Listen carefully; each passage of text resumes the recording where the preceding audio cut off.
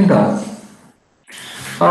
na aula de hoje, eu vou tentar encerrar, espero, um pouco do contexto romano. A gente já viu passada sobre a expansão romana, e hoje eu vou tentar encerrar com a transição da República para o Principado, o tipo de governo, a gente pode falar assim, do período do Novo Testamento. Inclusive, alguns nomes, alguns a gente chama príncipes, aparece no Novo Testamento: Augusto, Tibério e Cláudio especificamente. Salvo engano, Calígula não é mencionado, muito menos Nero. Só para dar uma ideia de qual ambiente em que o Novo Testamento ele é escrito. Então, na primeira parte da aula, eu vou explicar um pouco por que se deu essa transição, e eu vou falar um pouco sobre Augusto. Também vou tocar nos pontos, ter uma aula específica só sobre a religião romana. Eu vou falar um pouco disso quando eu trabalhar alguns dos títulos que Augusto teve ao longo da sua trajetória política, mas não vai dar para tudo para explicar, inclusive, a questão do culto ao imperador, que é uma coisa que você já deve ter ouvido falar, lido sobre isso em alguns materiais teológicos. Só que eu, particularmente, penso agora, depois de um certo tempo de leitura do mundo antigo, que a nossa visão teológica a respeito do culto do imperador, eu falo da teologia, não estou falando da escritura, mas como os comentaristas trabalham esse tema, é uma visão um pouco, não sei se eu posso falar equivocada, mas ela precisava ser revisada, né? Vamos ver o que a gente consegue fazer hoje. Pessoal, não me deixe falando sozinho, dúvidas vocês me falem. O conteúdo é bem extenso e eu vou tentar assim, ser o mais prático possível. Lembrando que é o seguinte: por que a gente está tendo uma aula sobre isso?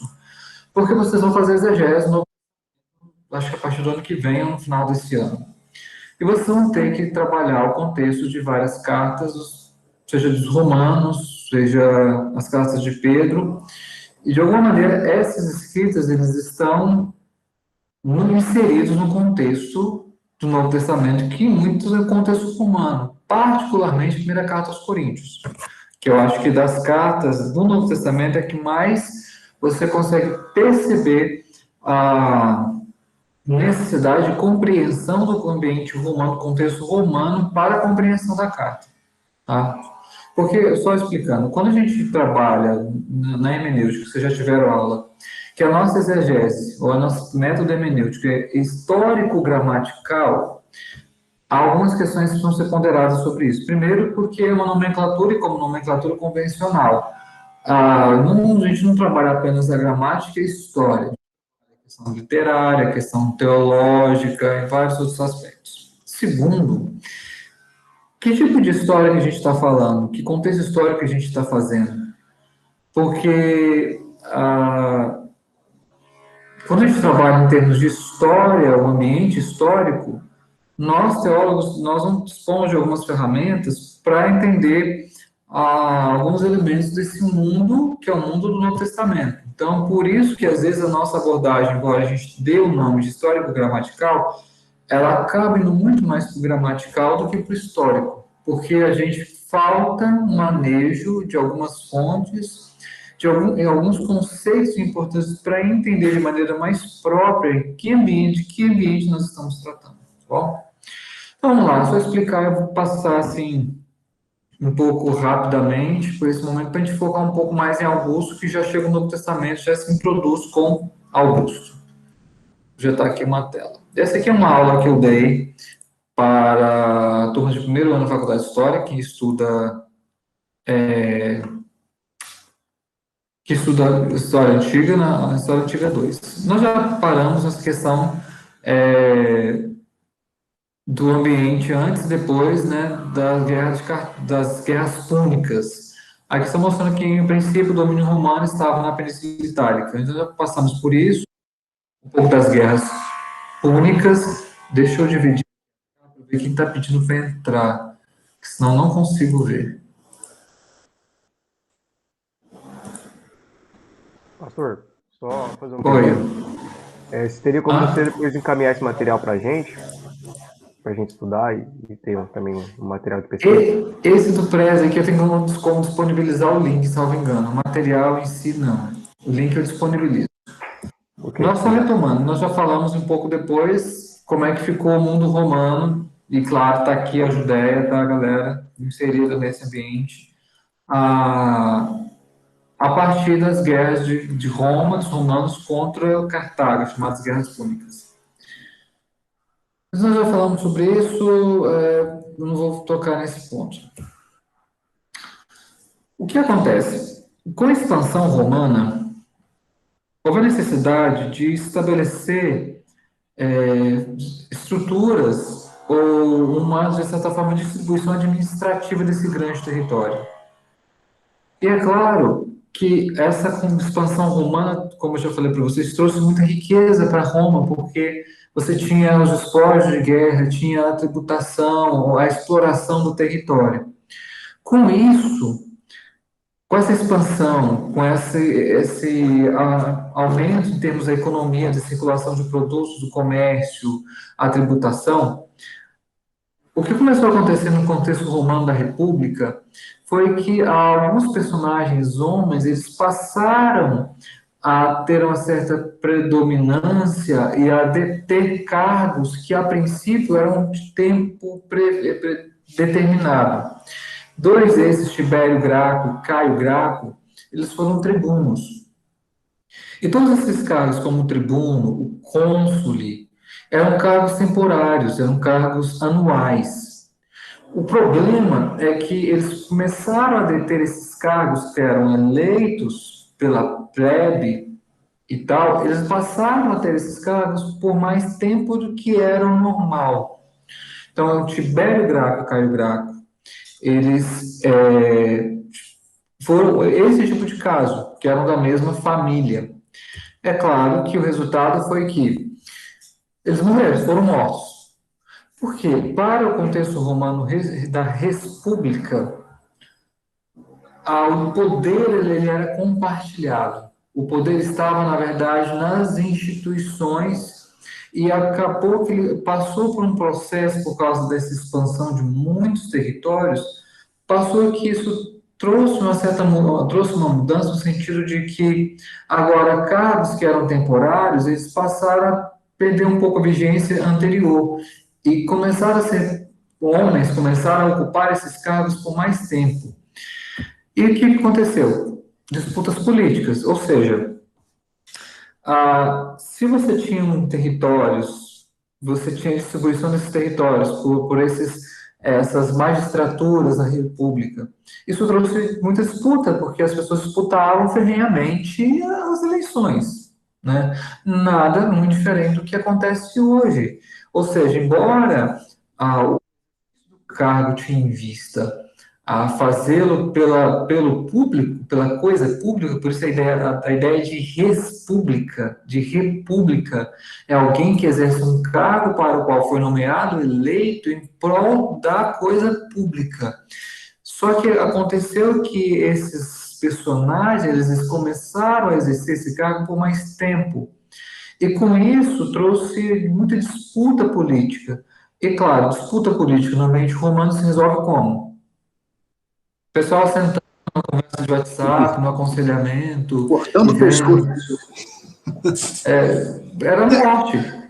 Agora, Esses caras deixa eu fazer foram. uma pergunta, professor. Eles eram eleitos, como o senhor falou, porém, Sim, quem elegia era a plebe, os plebeus? era a plebe, tinha chamadas assembleias da plebe, que elas elegiam alguns cargos. O tribuno da plebe, que era o caso desses Tibério Graco e Caio Graco. Plebe a gente pode entender como quem? Hã? Plebe, a gente entende como o quê? Como... Plebe, você vai entender como cidadãos romanos, que não têm não tem magistratura. São comuns, Então, como eu e aquela você. ideia que se fala, ele é plebeu, tal, é como se fosse o povão, não é isso não, né? Não era um termo pejorativo, mas era a ideia de cidadãos que não estavam eleitos para nenhuma dessas magistraturas. Essa era a plebe. Tá? Lembrando que só cidadãos participavam dessa eleição, tanto no sentido de votar quanto serem votados. Um escravo um estrangeiro, ele não tinha essa possibilidade. Acontece o seguinte, deixa eu voltar aqui. O ponto é que esse tribunato, o consulado, deixa eu pensar aqui, passou a ser exercido por mais tempo que era normal. Olha o que Cícero comenta a respeito da morte de Tibério Graco, um desses caras. A morte de Tibério, e antes disso, toda a argumentação por trás desse tribunal dividiu o povo unido em dois grupos distintos. É claro que os romanos nunca foram tão unidos assim quanto o Cícero coloca, tá? Isso aqui é uma visão de Cícero, mas a gente sabe que o que ele tá tentando argumentar em prol de uma certa consenso, coesão do povo romano, que na verdade não existia, porque haviam disputas anteriores. Mas o que ele coloca, a morte de Tibério Graco, mostrou assim que a república, ela, nos seus fundamentos, entre eles, o compartilhamento do poder, estava com uma situação assim, não muito comum. Então, assim, isso só mostra que a sociedade humana ela era agrícola. Então, quando ela dominou outros territórios, os produtos dos territórios também eram de interesse para Roma. O que acontece? Sempre que havia disputas políticas e elas se acirravam, sempre havia uma tônica de violência. As mortes eram violentas, mesmo assim, a pessoa era assassinada. Se era inimigo político, era assassinado. Tanto é que era muito comum a pessoa morrer quando ela tentava alcançar as altas magistraturas. Ela tinha que tomar muito cuidado com os inimigos que ela fazia, porque dependendo dos seus inimigos, ela morria e morria assim, das formas mais variadas possíveis, desde facada a envenenamento, outras formas mais criativas de assassinato. Um ponto importante é o que estava acontecendo com essa República Romana. Havia um acirramento entre essas instituições: Senado, o Exército, os tribunos, os pretores, os governantes, governadores ou mandados para as províncias. Porque quando você tem um ambiente de muita tensão, acirramento e disputa política, o prejuízo é para o sistema em si e para essa coletividade ou esse conjunto. Não sem razão, a gente, por exemplo, fazendo só uma análise política, quer você concordar ou não, a própria divisão do nosso país em três poderes, que hoje se acirram muito, não é bom para a nossa própria república. Quando você tem uma tensão entre o exercício e a jurisdição do legislativo sobre sobre o judiciário, do judiciário sobre o legislativo, do executivo, que quer assumir funções que são do legislativo ou do judiciário, e a gente vive isso. Um pouco parte disso é porque há muitos interesses envolvidos, há muita compromisso nos bastidores que fomentam essas decisões e esse jogo político. Tanto é que toda vez que há eleição para presidente da Câmara e do Senado, há muita tensão. Por quê? Isso é uma negociação política. E negociação política em que não tem o bonzinho e o vilão. Tem grupos diferentes disputando por interesses, por seus respectivos interesses. Então, quem quer olhar para a política, desde a política romana, para esse olhar de bonzinho e de vilão, e acreditar no discurso do cara que fala que ele, na verdade, é incorruptível e que ele não entra no jogo político, então que ele fizesse outra coisa da vida. Porque quem entra na política nesse grau não tem como senão transitar esses interesses. O que existem são interesses. E as pessoas variam o seu discurso de acordo com esses interesses. E é um período de mudança no exército, porque o exército teve que se expandir em termos de número, mais pessoas entraram para o exército como generais, como comandantes, porque para dominar esse vasto território, você tinha que ter legiões espalhadas, você tinha que ter magistraturas, postos militares ao longo desse território para estabelecer e confirmar o domínio.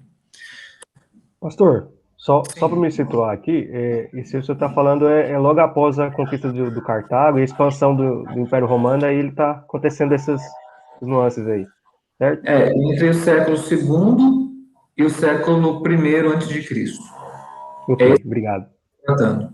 Pastor, Sim. é só uma questão, o Wilson tá pedindo para entrar aí na aula. Agora eu permiti, eu dividi em telas, eu não estava vendo, não. Obrigado.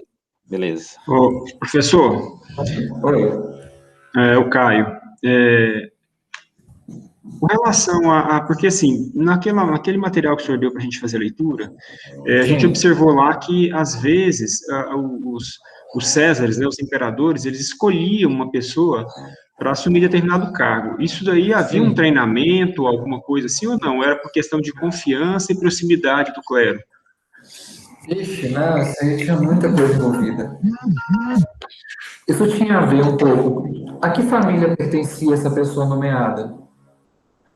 Porque se ela pertencia a uma família importante, eu colocava numa província importante.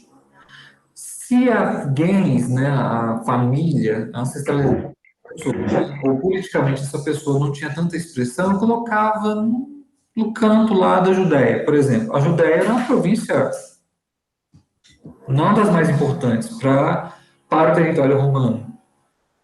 Então, não eram as principais gentes, né, essas famílias que eram colocadas na Judéia. Pelo contrário, eram os magistrados assim de segunda, terceira ordem. Então, primeiro havia essa questão. Segundo, havia uma questão de fazer aliança, fazer de alguma maneira aliados. Então, até no casamento, né, professor? como, por exemplo, Augusto nomeava algum governador de uma província imperial, ele estava pensando em que seria um aliado. É claro que ser aliado aí era uma coisa um pouco tanto quanto temporária, de acordo com os interesses. Quando era interessante, ele podia nomear essa pessoa para uma província, quando era interessante, ele simplesmente exonerava essa pessoa, falava, você não está mais nessa função. Ou quando acontecia que o aliado político daquela pessoa morria, aí todos os cargos em que essa pessoa funcionava como um patrono, como alguém que estava de alguma maneira agenciando essas pessoas, a pessoa perdia o cargo. Por exemplo, durante o período de Tibério, que foi o sucessor de Augusto, tinha um senador muito forte chamado Sejano. E muitos cargos de província imperial, Egito e outros, eram dados aos protegidos de Sejano. Só que esse cara ele era muito incomodado, porque ele tinha muita gente do Senado. Isso não era bom para um imperador. Quando Sejano caiu, foi, na verdade, morto, todos os seus protegidos também caíram. Todos. Então, estamos falando que era disputa de interesse. Então, havia várias razões para alguém ser nomeado. Sua ancestralidade, sua família, sua trajetória política, quantas pessoas tinham no seu escopo político que eram importantes para esse imperador. Então, uma série de razões. Vamos lá, então. Isso aqui só para mostrar para vocês uma coisa importante. Isso aqui é uma moeda da época de Augusto, claro. Esse aqui é o Augusto. Não vou trabalhar todos os elementos da moeda, porque são variados, o formato da moeda, a expressão de Augusto, os feixes de trigo, aqui, se não me engano, é trigo, ou a cadeira onde ele está sentado, que é chamada Quela Curulis, porque eles não tinham um trono, tá? Os imperadores romanos não tinham um trono. Então, se vocês verem essa expressão, quando Augusto ascendeu ao trono, ou o trono do imperador, eles não tinham um trono, eles se sentavam, muitas vezes, nessa cadeira aqui. Tá? E aqui já vê a expressão César. Essa é outra moeda, não vou falar sobre ela hoje. Então, o que acontece? O ponto é, quais eram os princípios, né, que Roma estabeleceu para esse governo? Eles perceberam que com a expansão houve uma mudança nesses princípios em termos assim, de que pessoas passaram a ocupar cargos por mais tempo. E isso tem a ver com duas pessoas devem ter ouvido falar nas escolas, chamado primeiro e segundo triunvirato, que eu vou explicar aqui agora. Esse aqui também não, só esse que eu já falei para vocês, não vou entrar. Deixa eu explicar um pouco aqui o primeiro e o segundo triunvirato para vocês. Vamos usar aqui o Jamboard, que é uma outra plataforma aqui. Isso que você estava falando ainda não tinha começado o primeiro triunvirato, não, né, professor? Não, eu vou falar agora do primeiro triunvirato, primeiro e segundo. Beleza. O que é triunvirato? É o governo de três. Como o território era muito vasto, então o que acontecia é que esse território foi concedido pelos senados, as instituições, para serem governados por pessoas específicas, que eram senadores, que eram cônsules, mas que passaram a dominar o território. Então, o chamado... Gente, eu sempre... Cadê aqui? Chamado primeiro... Eu poderia mostrar, mas eu vou construir o texto para ver se fica melhor para vocês. O primeiro triunvirato, ele teve 3 cidadãos aqui, que foi, você já deve ter ouvido falar, Pompeu Magno,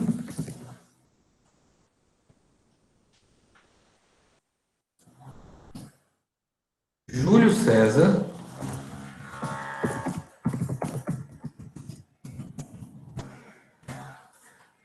e um outro cara chamado, você já deve ter ouvido falar dele, não, talvez não, né? O Crasso. Quase ninguém fala do Crasso, mas eram esses 3. O primeiro triunvirato é o seguinte: o território ele era dividido entre... Não, não é isso que eu quis fazer. O território era dividido entre esses 3 caras. Só que a gente sabe que esse negócio de dividir poder não é um negócio muito simples. O que aconteceu?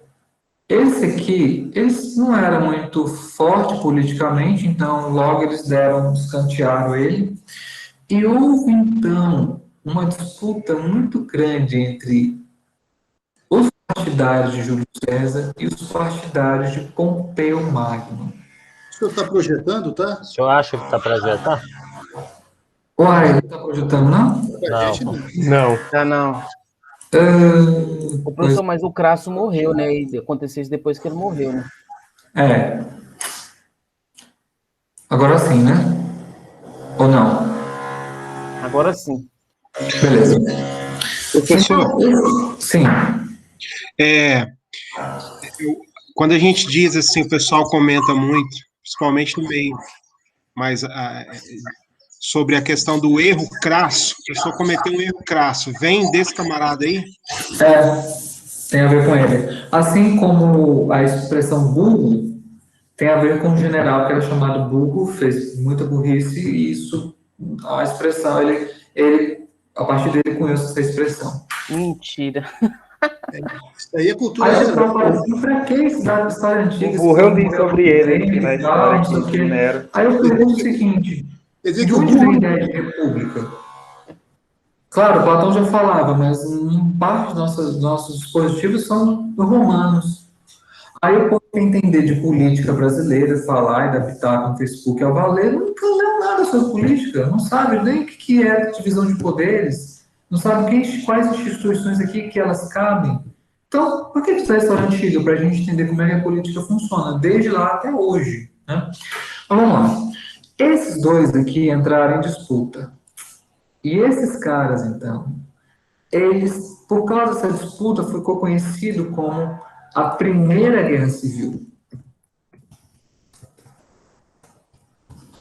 Gente, morreu gente demais nessa parada, porque era o seguinte, vocês já viram aquela história assim, eu sou partidário do ciclano. Se você é partidário do fulano, você é meu inimigo. E aí os romanos resolveram a parada como? Morte. Essa guerra civil, ela se estendeu por uma parte significativa do Mediterrâneo. Pensa no Mediterrâneo, a Judéia, a África, ponta da África e a Europa. Se estendeu muito. É claro que nessa história saiu, sim, um lado vencedor, que foi o Júlio César. Aí o pessoal pensa assim, nossa, que bonito, né? Júlio César ganhou a parada, então ele está garantido. Não. que acontece?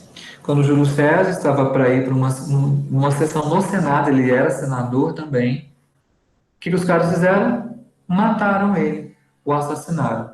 A pergunta é, por que eles fizeram isso? Eles fizeram isso porque eles perceberam que, na verdade, Júlio César estava indo com muita sede ao poder, muito rápido. E isso não era bem visto nessa maneira pelos romanos. Ele é assassinado. A partir do assassinato dele, 2 caras, eles vão tentar vingar o assassinato de Júlio César. Quem são? Opa, perdão. Quem são? Vocês já devem ter ouvido falar deles. Vou projetar aqui. Que é um cara chamado Otávio, depois Augusto, e um outro cara chamado Marco Antônio. O professor, mas o Júlio César, ele era general da 13ª Legião ou não? O Marco Antônio? Júlio César. Ele era da Gália, eu não sei se é a 13ª, mas ele era o general do exército que estava dominando a Gália. Era o território sobre o qual foi constituído. Então tá. E tinha um outro cara aqui chamado Lépido. Lembra que eu falei do Crasso, que ele, primeiro triunvirato, era um cara assim escanteado? Pois bem, esses 2 caras aqui, o Otávio, deixa eu usar a caneta mesmo, o Otávio e o Marco Antônio, eles promoveram a vingança contra Júlio César, com relação a Júlio César. Então, eles vingaram e derrotaram o exército de Cássio e Brutus perto de uma cidade que já aparece no Novo Testamento, chamada Filipos.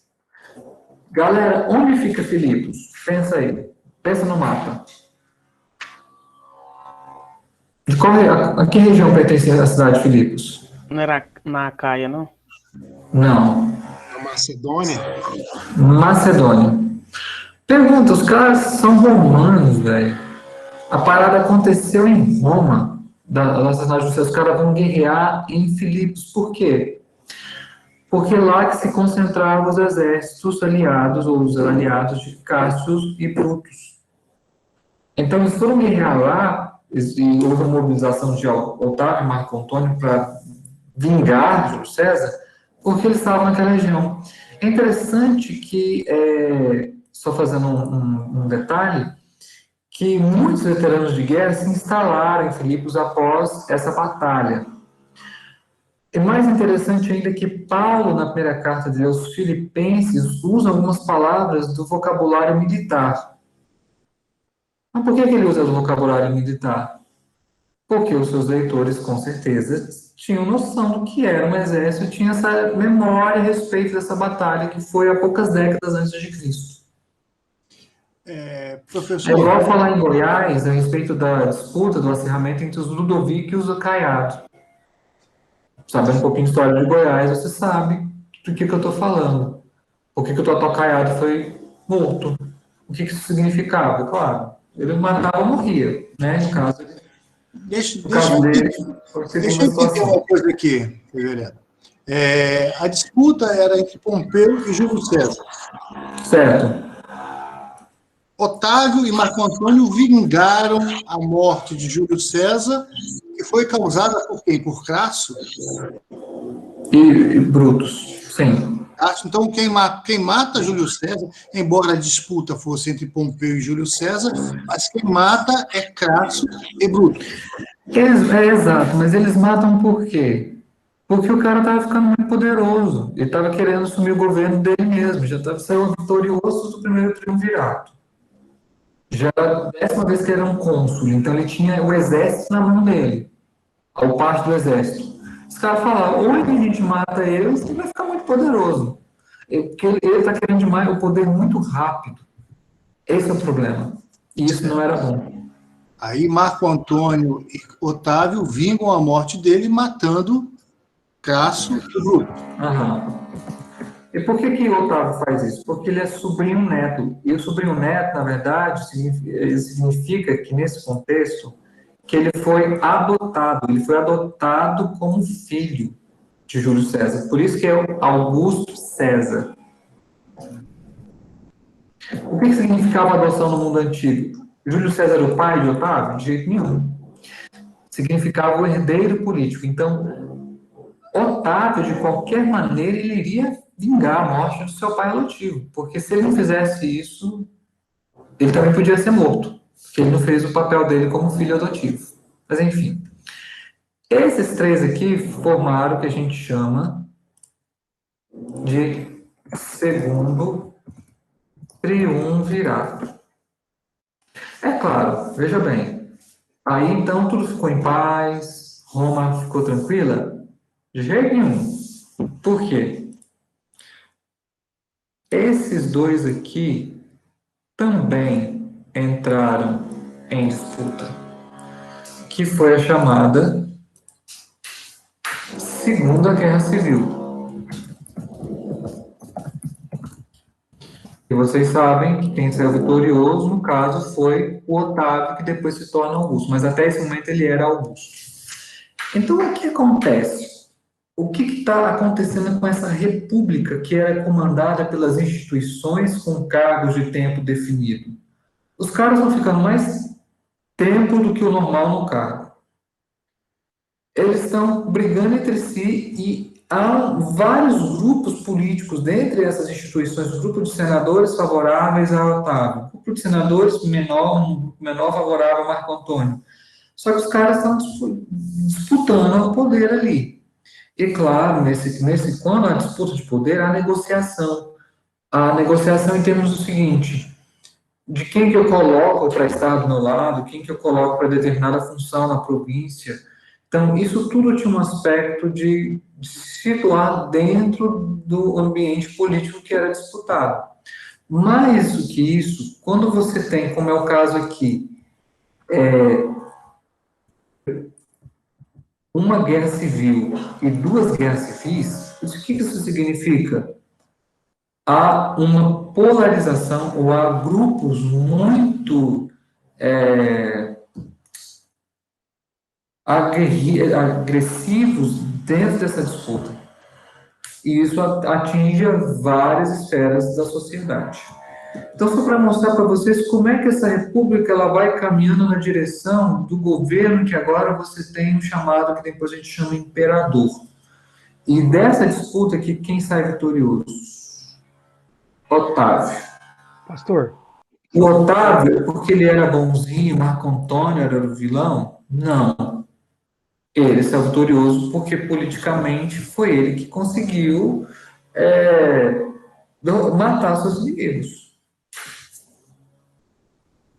Então, e agora a gente vou projetar para vocês um outro slide para explicar um pouco como é que esse cara chamado Otávio, ele então vai formatando esse contexto republicano até chegar num outro sistema político que a gente chama de principado. Até aqui, tudo bem? Só uma dúvida, pastor. Deixa eu parar de apresentar aqui. Vocês leram no material alguns títulos, Tribunícia, Potestas, outros materiais. Eu vou explicar alguns desses títulos aqui para vocês. Se eu só projetar aqui, eu vou começar de um slide, vou começar do princípio, que eu vou começar a partir da morte, né, de Júlio César, como é que o Otávio ele vai galgando essas posições. Vamos lá. Primeiro, quando Júlio César é morto, e há toda uma comoção, né, por causa da morte dele, quem que faz o discurso perante o Senado no cortejo fúnebre, no rito fúnebre? É claro, Otávio. No seu discurso, ele parte da ideia de um consenso. Qual era o consenso? Consenso de que os romanos tinham que combater os inimigos de Júlio César. Então, esse é um ponto importante. Outra coisa, o acesso ao poder político, ele é das forças das instituições. Então, quem, no contexto romano, queria ascender politicamente, ele tinha que ter, se não a maior parte, mas uma parte do exército com ele. Porque se ele não tivesse exército, não tinha soldado, como é que ele iria disputar? Porque a disputa era disputa armada, era enfiar a espada no outro. Então, assim, você tinha que ter o exército. E símbolos e imagens. Tanto é que a Júlio César, você vê, cara, que ele foi tão ousado, porque no contexto romano, você não na República, você não cunhava moedas com o seu rosto. Júlio César é o primeiro cara que cunha moedas com o seu rosto, isso era demais. Aí ele estava provocando, vamos dizer assim, estava instigando a onça, cutucando a onça com a vara curta. Em 28, Otávio, ele recebe o título de Príncipe Senatus. O que é um Príncipe Senatus? É o primeiro do Senado. Como é o primeiro do Senado? É ele que falava em preferência sobre as matérias. Ele tinha a prerrogativa de, além disso, era uma prerrogativa moral. Ele era alguém com uma moral tal para ocupar essa função. Então, se ele era o primeiro a emitir a sua opinião numa reunião, numa assembleia do Senado, isso era muito poder. Então, significava que ele tinha a preferência. E aí, o que acontece? Veja bem. Olha como o Otávio, ele coloca em maneira de discurso a ideia de que ele não simplesmente alcançou o poder foi dado a ele, foi concedido a ele. Olha o que ele diz, res gestae é como se fossem os feitos. A res gestae eram placas de metal colocadas no chamado mausoléu de Augusto, que até hoje está em Roma.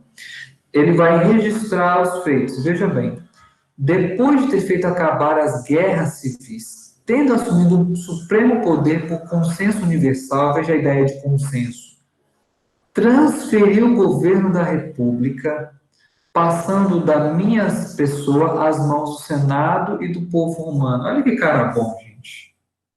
Eu estou dizendo assim, ele era muito bom no discurso. Ele está dizendo, fui eu que alcancei o poder, e não fui eu que fiz negociações para alcançar foi o Senado e o povo romano que me deram para eu acabar com aquele estado de caos e depois eu devolver as mãos do Senado e do povo. Deixa eu falar de uma coisa muito parecida nos dias de hoje. Vamos fazer uma intervenção militar.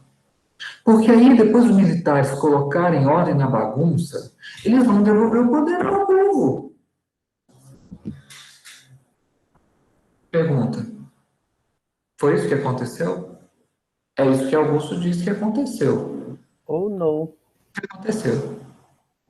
Ele não fala aí que ele teve que matar muita gente, muitos dos seus inimigos morreram mesmo, para que ele alcançasse essas posições, fosse um primeiro do Senado. Segundo, não havia consenso. Vocês acham mesmo que todo o povo romano estava unido, colocando Augusto como cara? Vamos deixar o poder na mão desse cidadão aí, porque ele vai resolver esse caos que se instalou por conta da guerra civil.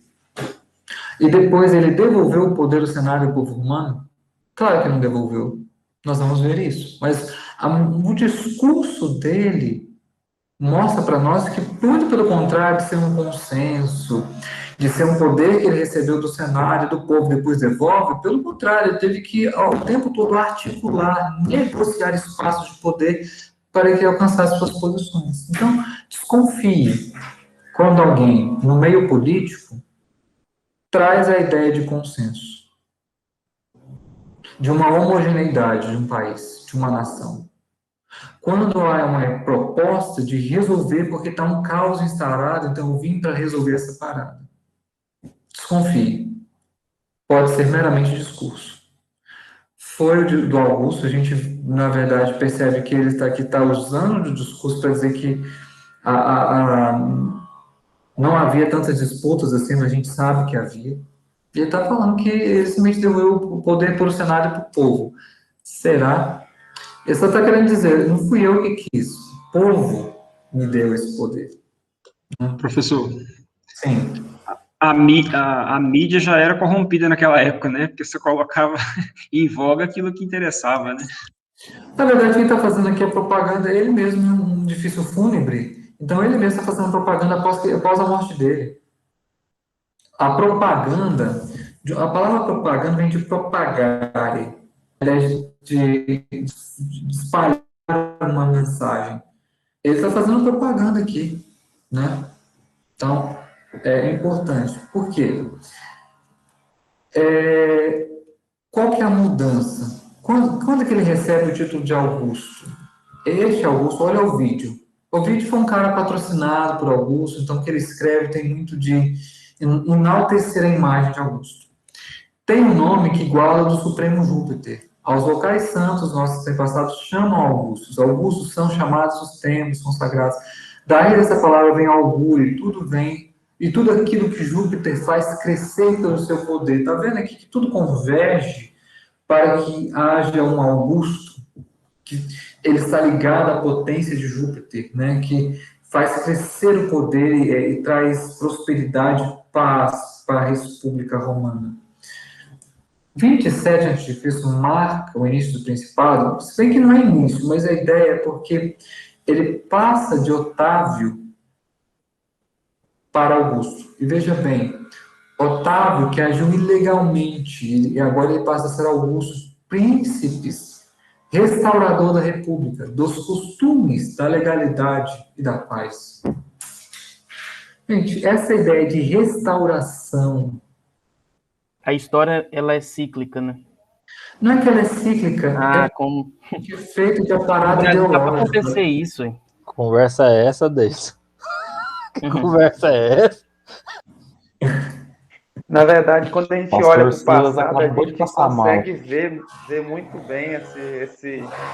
Pode ligar pro Pastor Silas agora. Pode ligar pro Pastor Silas e ver se ele tá embora bom. a história não seja Silas cíclica, acabou de bater o ela dedinho parece na que mesa. se repete em algumas... Deixa eu defender aqui, não sei se é o Davis que falou, mas quem disse que a história é linear? Ou, de outra maneira, quem disse que para os autores bíblicos a história não era cíclica? Basta dar uma olhada no livro de Juízes. Mas se olhar só por ele, é assim, mas se olhar com eu vejo ela cíclica, mas tudo isso tem um sentido final. Não vejo ela sem sentido, não. Assim, nenhuma coisa nem outra. A história nem é linear, e ela nem é cíclica. A ideia de uma história linear tem a ver com uma ideia de progresso e evolução, que é lá do positivismo do século XVIII e XIX. Ela também não é cíclica, porque as coisas não se repetem da mesma maneira. E não podemos dizer que ela tem, assim, e ela tem um sentido final do nosso ponto de vista bíblico escatológico. Mas ela não passa por uma linearidade. Tá? Só explicar isso. Mas vamos lá. Vamos lá, aqui. Onde que eu estava? Aqui na apresentação. Vocês estão vendo a apresentação, né, gente? Pastor, deixa eu só fazer uma pergunta. Então, no triunvirato acaba a República. Não é que acaba. Eu vou mostrar um texto sobre isso aqui. Boa sua pergunta. Pode continuar. A ideia de república continua. É essa que foi a genialidade do Augusto. Ele não acaba com as instituições republicanas e fala, gente, seguinte, Senado, tá todo mundo destituído, vocês não vão ter poder mais, quem manda aqui sou eu. Esquentou o pé na porta e falou, esse cara sou eu. Não fez isso. Ele foi articulando, formatando as funções do Senado, dos cônsules, dos tribunos, do exército, de acordo com interesses dele e outros, de maneira que agora, na República, tem um cara que tem um poder muito grande, não é o Supremo Príncipe. As instituições republicanas, elas continuam, você continua tendo Senado, você continua tendo cônsule. De fachada, né? Hã? Você continua... De fachada. Não é bem de fachada, funcionavam. E esses caras tinham poder, só que agora eles dominavam espaços diferentes de poder. Vamos colocar assim que a gente tem que tomar muito cuidado com o que a gente chama de fachada. Mas existem coisas que são de fachada. Por exemplo, vocês sabem que quando houve o golpe militar em 64, o Senado foi fechado, temporariamente. Depois ele voltou a funcionar. Só que ele voltou a funcionar muito limitado, porque a gente sabe que muitas decisões que eram aprovadas pelo Senado, na verdade, elas já eram encaminhadas. Aí a gente pode falar de fachada. Aqui no contexto romano, não. Os senadores ainda tinham muito poder. O Senado ainda tinha muito. Tanto é que, não sei se é o Davidson quem falou, é Davidson mesmo, né? É o Davidson. Tanto é, Davidson, que sabe o que Augusto fez? Ele aumentou o número de senadores. Era 300, parece, né? Foi para 600. Que reunião mais difícil de controlar, hein? Só que ele fez isso por quê? Porque ele sabe que ele tinha que dar poder para esses caras, ele não governa sozinho. Ele não só aumentou o número de senadores, como que ele fez que as decisões do Senado se tornassem lei. É muito poder. Aí você veja bem, né? Para um senador. Então, quando você aumenta o número de senadores, mais pessoas estão no Senado. Então, ele tem aliados ali. Mais gente tem acesso ao Senado. Então, você percebe que grupos que disputavam, que queriam acesso ao Senado, agora conseguem. Os tribunos podiam vetar as leis ainda ou não? Hã? O tribuno do povo aí podia vetar as leis ainda ou não nessa época? A partir da tribunícia potestas que ele recebe, não. Que aí eu vou explicar por que ele alcançou esse... né? Deixa eu explicar. Esse aqui eu não vou entrar muito não, porque sinceramente são muitas coisas, tá? Deixa eu pegar aqui. Aqui, ó. Deixa eu projetar para vocês esse slide, explicar um pouco dessa questão do chamado... Naquele material do Faversani e do Joly fala sobre isso, tribunícia potestas. Como no mundo romano você podia ser morto a qualquer momento, politicamente, porque você estava num barril de pólvora, existia um título ou uma espécie de concessão que era dada para algumas pessoas chamada tribunícia potestas. Ela era dada como? Ela era dada por um decreto do Senado. Então, você tem o Senado participando. Só que o que essa tribunícia potestas significa? Veja bem, os direitos na administração provincial, então ele pode ingerir na administração provincial, comandar exércitos, além de fazer censo. Vocês não lembram que, bem no início de Lucas, disse que Augusto César convocou um censo? Vocês lembram disso? Tanto é que José, eles vão para Belém da Judéia. Lucas 2. Isso. Por que ele pode convocar um censo? Porque agora... Augusto tem tribunícia potestas. Aqui é de Tibério. Deixa eu voltar aqui de Augusto. Onde vem aqui? Aqui, ó. Já falamos. Outra coisa que ele podia... Poder de veto sobre os atos de todos os magistrados. Isso aqui é muito poder, gente. Muito poder. Que sentido? Que ele poderia simplesmente falar assim, essa decisão do tribuno tal está anulada. Essa decisão do cônsul não vale. Além disso, o poder de, veja bem, inviolabilidade pessoal. É claro que em Augusto funcionou. O que é inviolabilidade pessoal? Ele não poderia ser morto. Se ele alcança um cargo que ele não poderia ser morto, é porque ele sabia que poderia ser.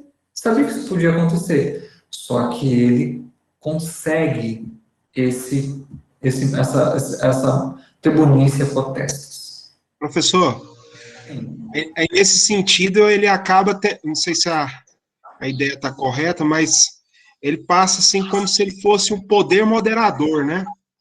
Então, por exemplo, se o magistrado lá toma uma decisão que pode causar algum conflito, ele entra e veta, né? Ou não? Veja bem, poder moderador é um pouco diferente. O que a gente chama de poder moderador é quando há uma tensão entre dois tipos de poderes, ou três, entram, fosse um terceiro e quarto poder, e intervém para, de alguma maneira, mediar essa disputa. No caso de Augusto, não, porque não é que ele modera o Senado, os cônsules, ele, algumas vezes, ele encaminha essas decisões. Não é bem o poder de moderar, mas o poder de ingerir. É diferente. Mas, assim, seria a ideia que ele queria transmitir, né? Que ele poderia estar ali moderando as forças no Senado, a ideia que ele quer transmitir, né? Exatamente esse é o ponto. Então, uma coisa importante... Assim, professor, essa inviolabilidade pessoal aí hoje parece o foro, né? O foro que o pessoal ganha. Você está vendo por que a gente tem que estudar a história romana? Tá vendo uns casos que não há nada novo debaixo do sol, né, gente? Deixa eu explicar um pouco dessa inviolabilidade. Vocês perceberam que tanto no primeiro quanto no segundo triunvirato morreu muita gente. O pessoal matou e foi assassinado assim aos montes. Senado, cônsules, isso aconteceu muito. O próprio Júlio César foi assassinado. Portanto, quando Augusto ele tem por um decreto esse poder, torna-se o seguinte: se alguém matá-lo, vai estar atentando não contra Augusto, perceba bem isso, estará atentando contra a República. Esse era o problema. Mas não era garantia, né? Não era garantia que ele não fosse. Não. Todos os outros príncipes, Tibério. É o que está acontecendo hoje com o Supremo, né? Não. O Supremo está bem mais folgado aí. O Supremo tá... Não é o que acontece com o Supremo. Atacando o Supremo. Não. Por quê? Há uma diferença entre você atentar contra, ou você dirigir-se a uma pessoa ou dirigir-se a uma instituição. Porque quando você se dirige ou faz determinados... Você tem, dentro da nossa Constituição, liberdade de expressão. Mas a liberdade, como toda liberdade, ela é condicionada, ela é limitada. Existe um limite que diz respeito à própria ordem do sistema político. Quando você atenta de forma grave contra isso pode ser entendido de uma maneira passível de ser preso ou criminalizado. Outra coisa é quando você tem o direito de dirigir críticas e falas para determinadas pessoas que ocupam funções na República. É bem diferente. Uma coisa é, por exemplo, eu pedir, a base constitucional, para que um presidente seja tirado, eu querer que ele seja tirado. Existe o impeachment, existem outras. Outra coisa é quando eu falo ou propago uma ideia de uma instituição republicana que ela tem que ser destituída. Uma coisa é alguém ocupar uma função e querer que ela deixe de ocupar essa função. Outra coisa muito diferente quando eu quero a extinção de uma instituição. É bem diferente. A gente não pode confundir essas duas coisas. Constitucionalmente é bem diferente. Por isso que, por exemplo, como a gente chama vulgarmente o foro de privilegiado, mas ele é o foro por prerrogativa de função. Ou seja, é pela função que ele exerce que ele tem aquela proteção, né? De acordo com a lei, né? E é uma função que, sim, que depende da instituição. Por exemplo, mesmo que alguém tenha foro privilegiado, alguns pontos cabe ao Senado, à Câmara dos Deputados, decidir pela manutenção ou não daquele foro daquela pessoa. O que eu quero mostrar para vocês é que república se baseia em instituição, em funções de cargos. É isso. Uma coisa é desejar que determinadas pessoas não exerçam mais esse cargo. Outra coisa é quando fala de instituições. Tá? Existem questões diferentes aí. Mas isso aí é hoje. Só quero mostrar para vocês que essa ideia de ter uma inviolabilidade não é algo novo, né? Por isso a história antiga nos diz respeito. Esse instituto nos diz respeito. Então deixava de atentar contra a vida dele e passava a atentar contra o Estado, então. A pessoa seria Esse é o julgada ponto. porque ele atentou contra o Estado. Exatamente esse é o ponto. Aí você pode pensar, isso ele tinha, Augusto tinha, então ele era inviolável. Bom, com exceção de Tibério, Calígula foi assassinado, Cláudio foi, ao que tudo indica, envenenado. Então, eles tinham esse poder.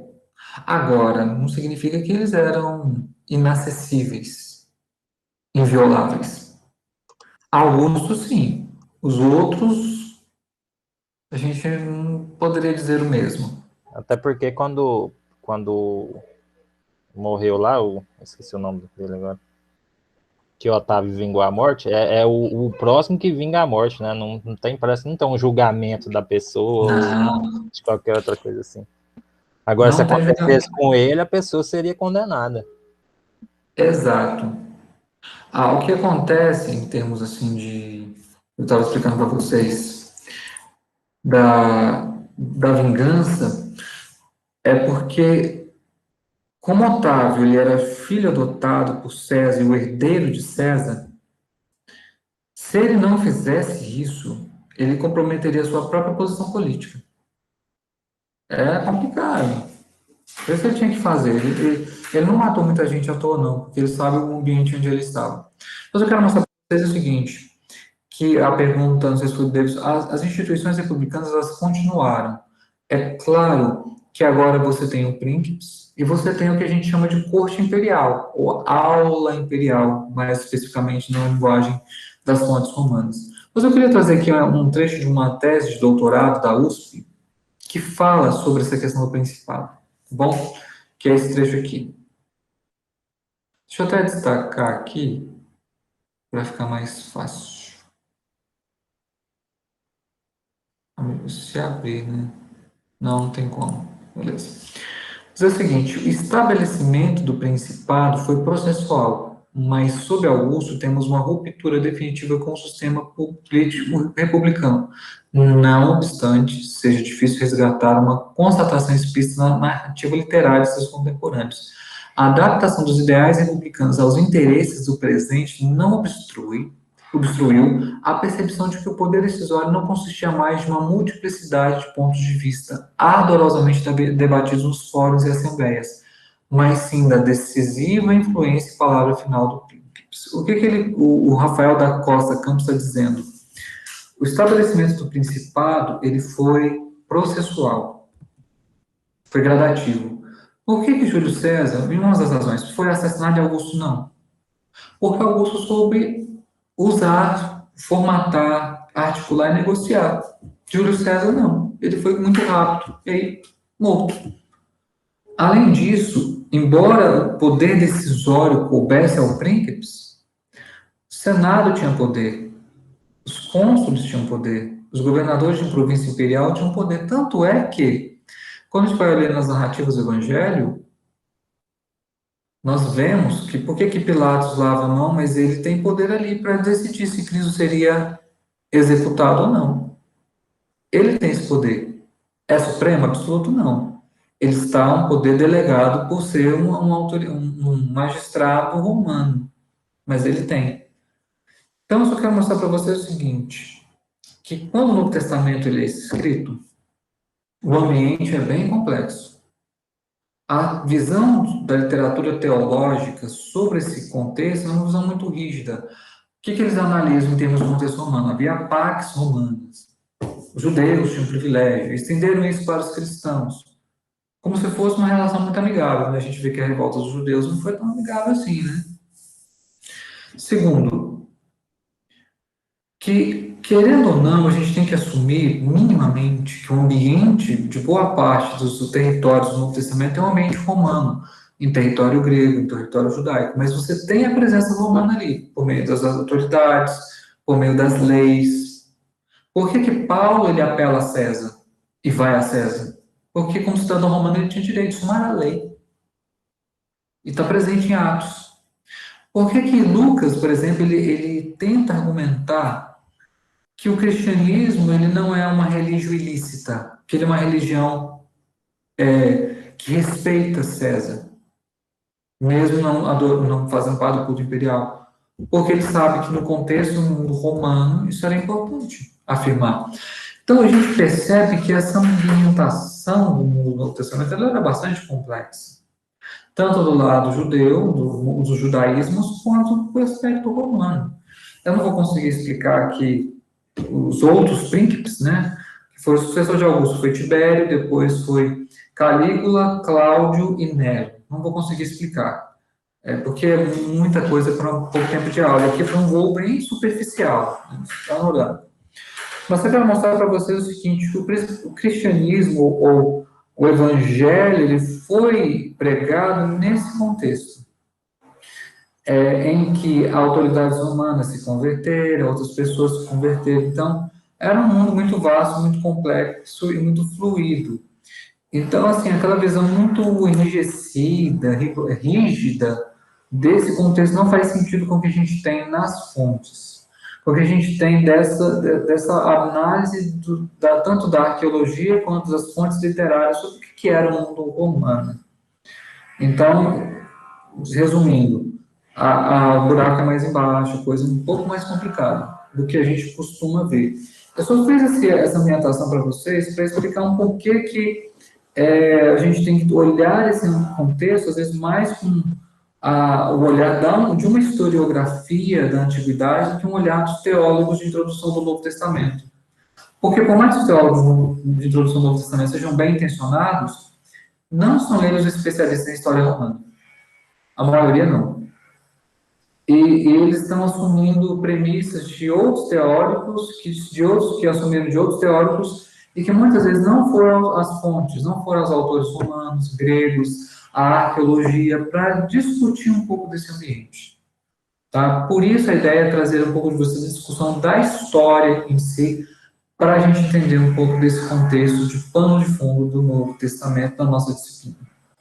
Na realidade, a gente, pelo menos da minha parte eu falo, né, nem tinha conhecimento desse tudo, nem existia toda essa política, toda essa complexidade por trás do Evangelho, do tempo do Evangelho, né, do tempo de Cristo. Né? A gente não tinha nem noção disso, pelo menos eu, né, não tinha noção de que essas coisas todas aconteciam. Né?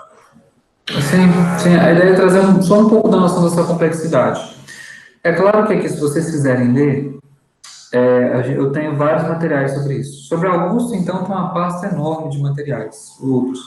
Mas é claro, tem muita coisa para ler, não dá para ler tudo. Mas só para falar para vocês que a gente, quando vai falar de contexto histórico, e vocês vão fazer contexto histórico específico na exegese, a gente teria que sair um pouco dos teólogos e ir para os historiadores. Seria o melhor. Porque são eles os especialistas, que têm o manejo de fontes documentais e materiais da época para dizer assim, como é que era essa família romana? Como é que eram essas estradas romanas? Por que elas foram construídas? Com qual objetivo? Como é que era essa política? Por que a Paulo apela a César? O que isso significava? E qual era o poder que César tinha? Enfim, coisas. Estou trazendo aqui para vocês só para aguçar. Porque né? Pilatos lava a mão, por exemplo. Se ele fala que não é para crucificar, ele tira o apoio do povo. Se ele perde o apoio do povo, ele pode ser destituído do cargo que está por cima. Aí tem todo o contexto dele. Então, é melhor não, faz o que vocês têm para fazer aí. Diogo, você levantou a mão? Ah, sim, pastor. Não, é para falar o seguinte, que, assim, eu acho que as nossas pregações, quando eu falo nossas, igreja de um modo geral, ela é muito pobre desse tipo de contexto histórico e cultural. Pelo menos eu não vejo isso nas pregações. Aí fica parecendo que a gente não dá importância para essa história que está por trás da narrativa bíblica, e aí a gente não consegue compreender por que determinadas coisas aconteceram. Por exemplo, quando a mulher adulta é levada para Jesus, e aí Jesus tem aquele discurso, ele não profere nenhuma... ele está diante da multidão, e por que Jesus age daquela maneira, né? Por que ele responde a pergunta com outra pergunta? E tem toda uma situação por trás ali que faz toda a diferença. Então, Claro. isso é muito importante. Já que você comentou dessa passagem, Diogo, por que Cristo? Porque ele foi sábio, ele era onisciente, ele sabe que ele não tinha esse poder de definir a morte de alguém. Ele não podia fazer isso. Se ele fizesse, ele estaria atentando contra o Estado, contra a República, contra César. Que o César tinha esse poder, ele não. Então, assim, ele sabe muito bem, politicamente, ele sabia muito bem o que isso significava. Eu acho que quem foi levantou a mão, Davidson. Ô, professor, eu estava vendo um pouco sobre essa história de Roma e via que, geralmente, quando algum político era perseguido para ser morto, ele fugia para o Egito. Aí, olhando para os textos bíblicos, eu vejo que José também fugiu para o Egito mais ou menos nessa época. Eu queria entender por que era tão fácil ir para o Egito. Eles tinham uma ligação, Roma e o Egito ali, esse povo? Ah, tá. Foi bom você ter perguntado. Primeiro, é uma questão de jurisdição, tá, Davidson? A partir do primeiro triunvirato e da morte de Marco Antônio, o Egito passou a ser província de direta posse de Augusto. Então ele tinha a jurisdição direta sobre o Egito. Não passava pelo governador, tinha um governador, mas era mais direto. Então, se alguém queria fugir de Herodes, tipo assim, para uma área que Herodes não podia dar o pitaco, porque ele sabia onde estava se metendo, era o Egito. Porque a parada ali era do Augusto. Entendi, era Tem proteção. uma profecia do Antigo Testamento que fala da ida do filho para o Egito. Então, não todos considerando o aspecto da profecia. Eu sou crente, acredito na profecia bíblica, tal. Deixa eu deixar bem claro, registrado, gravado isso aqui. Mas eu estou querendo explicar que existem outros elementos da política e da história do contexto da época que explicam também a saída para o Egito. Mas aí já foi um preparo de Deus, né, para que acontecesse dessa forma, né? Toda a história foi organizada. Queria só fazer um comentário aí, o André vai confirmar ou não, né? Eu convivi um tempo com um colega, um senhor, falando entre os sonhos dele, era ser capitão de barco, ter um barco, né, e conduzir o barco dele, era um sonho dele. Aí ele me falou uma coisa que eu fico gravado aqui, eu achei interessante, como você falou da questão de Marcos, que ele fala lá com relação a reafirmando o poder do Império de Roma, né, para que não ficasse uma coisa assim, ele falava o seguinte, que toda vez que um barco entra num território de outro país, ele abaixa a bandeira meio mastro para dizer que esse barco está de acordo com a lei daquele país, né, então com isso ele evita qualquer tipo de problema. É isso mesmo, André? Achei interessante isso. Não. Nos navios da Marinha do Brasil, não baixa a bandeira, porque bandeira meio mastro é sinal de luto, né? Na realidade, você hastia a bandeira do outro país, entendeu? Você vai lá e hastia a bandeira do outro país, aí ficam as duas bandeiras, tanto do Brasil quanto do país onde você está. Entendi.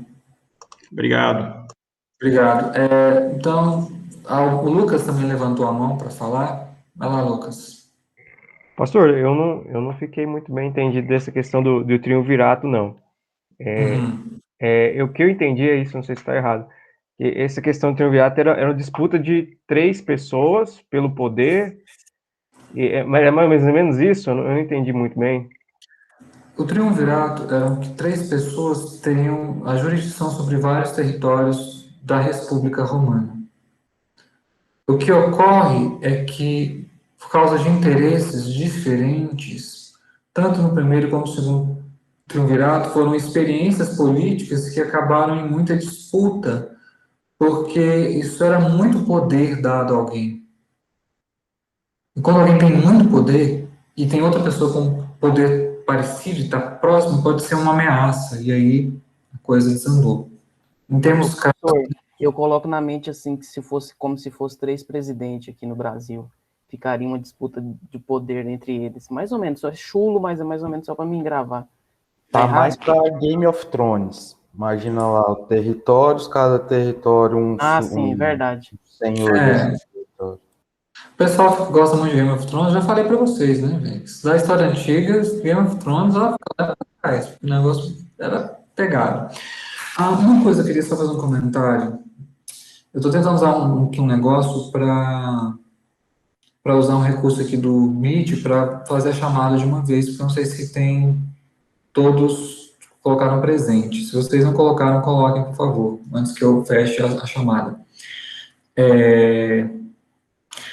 Sobre a questão da religião romana, como ela funcionava, eu vou comentar rapidamente, assim, em pouco tempo. A religião romana, ela é uma religião cívica. Hoje a religião é uma decisão pessoal, né? Eu escolho ser religioso ou não, não tinha isso. Eram rituais que tinham a ver com o coletivo. Então, quando você participava de um ritual, seja para qual divindade fosse, para Júpiter, para Vênus, você, de alguma maneira, aquilo promovia a paz com os deuses, chamada Pax Deorum, e isso trazia benefícios para a res pública. Contudo, se você não participava dos rituais, ou não fazia os rituais de forma adequada, aquilo teria um efeito sobre a res pública. Por que a questão do culto imperial era muito mal vista pelos teólogos? Porque o pessoal pensa assim, porque o imperador ele quer ser adorado. Para começo de história, gente, um imperador ou uma figura só era divinizada depois da sua morte. Então, não era durante a vida. Então, falar que Nero queria ser adorado em vida, isso é uma baboseira, tá? Isso aí é conversa que não faz, não é no mundo romano. Segundo, o culto imperial, na verdade, Nero como divos, Augusto como divos, ele não é tal qual os outros deuses, Júpiter, Apolo, não era. Havia distinção, às vezes o pessoal acha que é tudo o mesmo tipo de deus. Não, ele era divinizado, mas ele não era tal qual esses outros deuses. Terceiro, por que era tão complicado para um cristão participar? Primeiramente, por que era complicado para os judeus e também os cristãos não participarem da religião cívica? Porque o romano entendia que isso atrapalharia a república. Eles perderiam batalhas, eles teriam estiagens, uma série de coisas que eles atribuíam aos deuses. Então, assim, alguns mitos que eu quero desconstruir da religião romana do ponto de vista que a gente vê mais a teologia. Que a religião romana é totalmente aberta, todos os deuses. Mentira. Tinha rituais, sacrifícios de divindades que eram proibidas dentro de Roma. Se depois pesquisa no Google sobre a proibição das bacantes em Roma. Ora, as bacantes eram proibidas, ora, as bacantes eram autorizadas, era o culto a Baco, tá? Quem não conhece. Segundo, eles assimilavam divindade de acordo com o seu interesse. Por exemplo, se o exército romano, deixa eu só colocar aqui na tomada, porque senão eu vou ficar sem bateria. Quando um exército romano, por exemplo, chegava em uma determinada cidade, para tomar a cidade, eles descobriram que naquela cidade tinha uma divindade, às vezes eles adoravam, prestavam ritual a essa divindade. Para quê? Para que a divindade os favorecesse. Então, só que em outros momentos, quando os romanos dominavam territórios, proibiam os cultos às divindades locais. Por que mudava? Interesse. Em alguns momentos era interesse deles em assimilar essas divindades, outras horas não. Por exemplo, se você for à cidade de Pompeia um dia, ainda quero ir, Pompeia, tem um templo à deusa Ísis, só que a deusa Ísis é egípcia. E o que uma deusa egípcia está fazendo com um templo muito bonito em Pompeia? A gente percebe que é uma assimilação no repertório. Tá? Parece que mais levantou aqui a mão? Gente, quem fez a pergunta, e os próximos 2 minutos para fazer a pergunta para a gente encerrar aqui a nossa aula.